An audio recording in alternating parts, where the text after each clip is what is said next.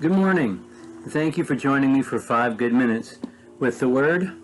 I'm Barry Bryson, and we're going to this week finish up our study of Peter in his encounters with Jesus, and we're going to be looking at 1st and 2nd Peter, two letters that Peter wrote at the end of his life, the very end of his life, in the mid-60s, early to mid-60s AD.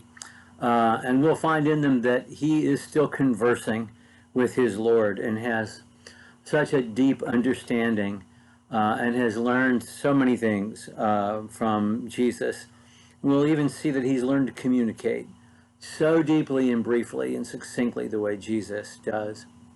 The event that informs both books is the burning of Rome, which happened on July 19th, AD 64. The reason that's such a pivotal event in church history is because it's the first time that the empire has recognized Christians as a group as the enemy of the state, the enemy of the empire. If you read the book of Acts, the Romans are always the ones who are coming in and imposing law and order, whether it's Gallio in Corinth or Claudius Lysias saving Rome in Jerusalem. It isn't that they're above corruption, because they're not, which we find out with Felix and Festus, but they are the ones who impose law and order and are always coming to the aid and the protection of the Christians when they're being persecuted by the Jews. Judaism is a legalized religion in Rome. Rome had a very open and tolerant position on indigenous religions, ancient religions, and they were protected by law. And Romans were prohibited by law from violating those religions in their homelands. That's why there could not be a bust of Caesar erected in Jerusalem. However, an illegal religion was certainly completely against the law, and observing an illegal religion was a capital offense.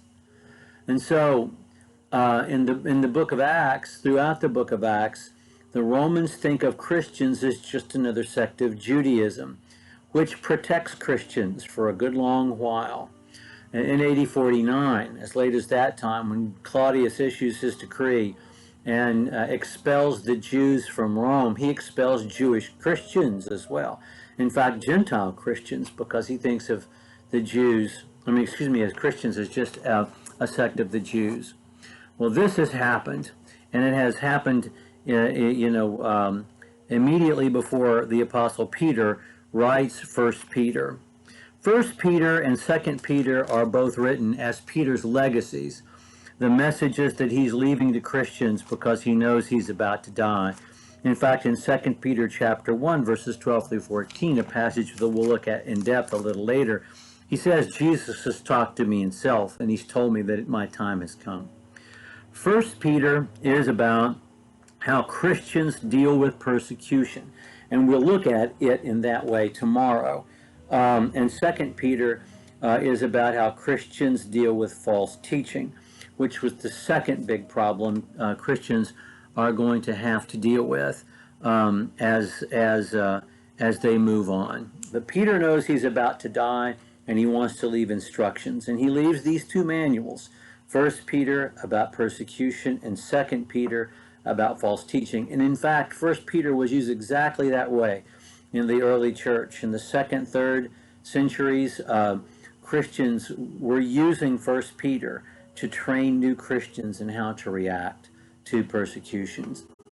Just a couple of things that I want us to notice about 1 Peter before we end our introduction of these books today. And I want to look at verses 1 and 2. And we're going to come back and look at these in detail later on in our last session on Peter. But I want to see to whom this is addressed.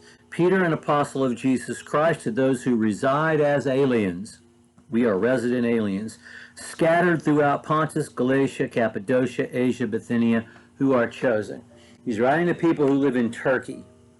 And the reason for that is that the sporadic but intense persecution that's going to be happening will happen more intensely, at least in the near future, in these areas than anywhere else. Also, the closing verses of 1 Peter, he writes, through Silvanus, this is Silas, our faithful brother, for so I regard him. I have written to you briefly, exhorting and testifying that this is the true grace of God. Stand firm in it. She who is in Babylon, that's Rome, chosen together with you, sends you greetings, as does my son Mark. So Peter says, I'm writing from Rome. I'm writing through Silas. He's my scribe. And Mark is here by my side. That tells us almost certainly that Paul is dead by this time. Peter is in Rome. Paul was in Rome. Paul is almost certainly dead at this time because Peter now has his staff, or maybe Paul's just in prison. But Silas and Mark, who are Paul's men, are now working for and with Peter. Now we'll talk about 1 Peter more tomorrow. Thank you for joining me.